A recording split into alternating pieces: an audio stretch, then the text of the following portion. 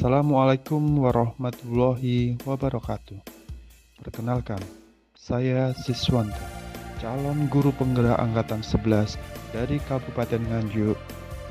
Pada video kali ini, saya akan memberikan contoh penerapan segitiga restitusi dalam menyelesaikan masalah siswa di sekolah kami. Dengan dibimbing oleh Ibu Hesi Dwi Astuti sebagai fasilitator dan Ibu Tri Lestari sebagai pengajar praktik. Apa itu segitiga restitusi? Segitiga restitusi adalah sebuah proses dialog yang dilakukan oleh guru ataupun orang tua untuk menciptakan murid yang mandiri dan lebih bertanggung jawab. Tahapan-tahapan segitiga restitusi yaitu menstabilkan identitas, validasi tindakan yang salah, dan yang terakhir menanyakan keyakinan kelas. Menstabilkan identitas yaitu dilakukan berdasarkan prinsip membuat kesalahan adalah bagian dari proses pembelajaran yang nantinya akan menggeser identitas gagal ke identitas sukses. Validasi tindakan yang salah berdasarkan prinsip setiap perilaku berupaya memenuhi suatu kebutuhan tertentu, guru akan bergeser dari pemikiran stimulus respon yang menjadi proaktif sehingga menggali dan mengakui kebutuhan murid atau memperbaiki hubungan dengan murid. Menanyakan keyakinan. Murid akan diberi pertanyaan-pertanyaan bermakna untuk memunculkan motivasi secara intrinsik dan mampu mengaitkan keyakinan atau nilai-nilai yang dipercaya dengan tindakan yang salah. Kasus yang pertama, ketika siswa kelas 3 sedang melaksanakan ulangan mata pelajaran matematika, saya melihat Dinda, murid yang paling pintar, memberikan jawabannya atau memberikan contekan kepada teman sebangkunya yang tidak bisa mengerjakan salah satu pertanyaan yang ada di soal ulangan. Assalamualaikum Dinda. Bagaimana kabarnya, sehat kan? Dinda tahu enggak? Kenapa Bapak panggil ke sini? Begini Dinda ya, tadi ketika ulangan mata pelajaran matematika, Bapak itu melihat Dinda itu memberikan jawaban atau memberikan contekan kepada Satya. Benar tidak? Ya benar Pak, saya memberikan jawaban atau memberikan pada siswa. Jadi benar kan Dinda memberikan jawaban atau contekan ke Satya? Iya Pak. Setiap orang itu Dinda ya pasti melakukan kesalahan, termasuk teman-teman Dinda yang lain. Dinda bukan satu-satunya orang yang melakukan kesalahan tersebut. Nah, pasti Dinda mempunyai alasan kenapa Dinda itu melakukan hal tersebut. Karena saya kasihan terhadap satu orang yang kebingungan juga bisa mengisi soal buku dan meminta jawaban ke saya.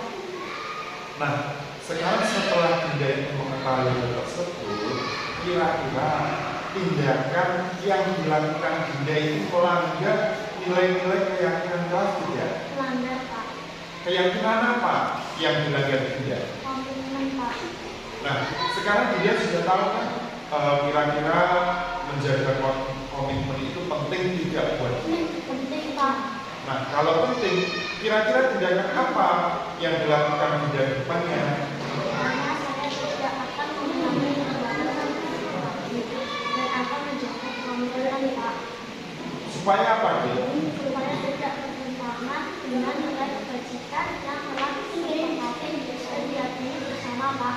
Baiklah begitu. Sekarang silakan Dinda kembali ke kelas. Ya Pak, terima kasih atas bantuannya. Saya jadi mengerti atas kesalahan yang saya lakukan. Ya. Terima kasih Dinda. Tos dulu. Just. Assalamualaikum warahmatullahi wabarakatuh. Perkenalkan, nama saya Dinda. Saya senang sekali diajak Pak Sis melakukan praktik segitiga restitusi. Saya diajarin mencari solusi dari masalah saya sendiri. Terima kasih.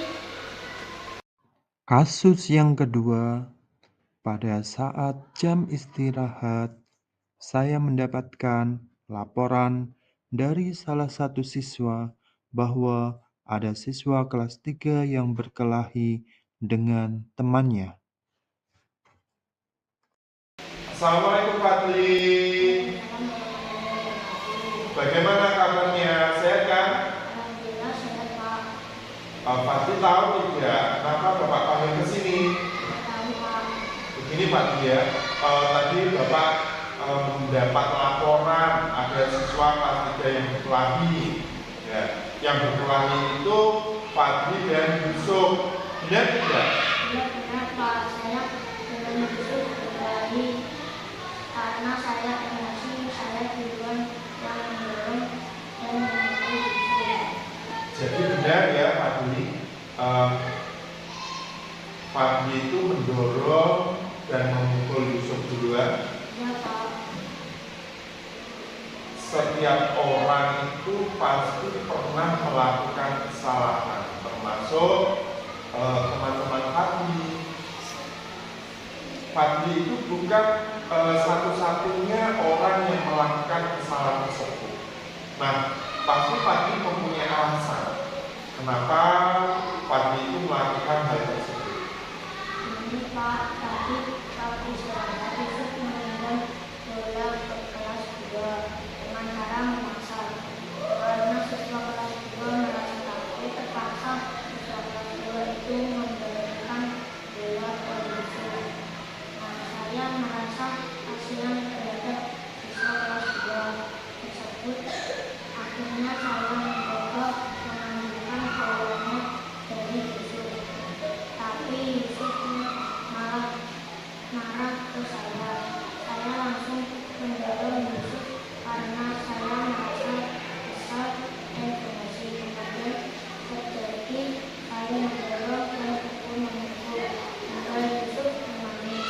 Nah, sekarang setelah Fadli mengetahui hal ini, kira-kira tindakan yang dilakukan Fadli itu melanggar nilai-nilai keyakinan kelas tidak? Melanggar Pak.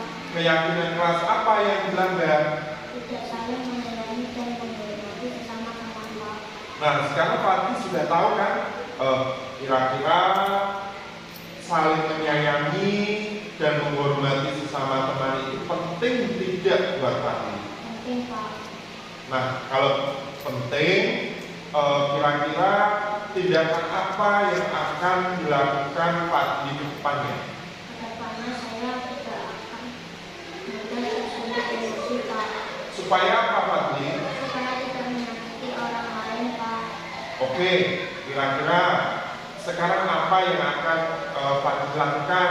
Saya akan meminta maaf kepada Yusuf Pak, walaupun dia yang memulai masalahnya duluan. Tapi saya yang mendorong dan memukulnya. Saya berjanji untuk tidak mengulangi lagi. Sekarang Fadli bisa kembali ke kelas dan langsung meminta maaf ke Yusuf. Ya Pak, terima kasih atas bantuannya. Saya jadi mengerti atas kesalahan yang saya perbuat. Ya, demikian ya Fadli ya. Terima kasih Fadli. Tos dulu. Assalamualaikum warahmatullahi wabarakatuh. Saya Fadli. Saya senang sekali diajak Pak Sis untuk memahami masalah dan mencari solusi. Terima kasih. Assalamualaikum warahmatullahi wabarakatuh. Sekian video contoh penerapan segitiga restitusi di sekolah kami dan Terima kasih. Salam guru penggerak.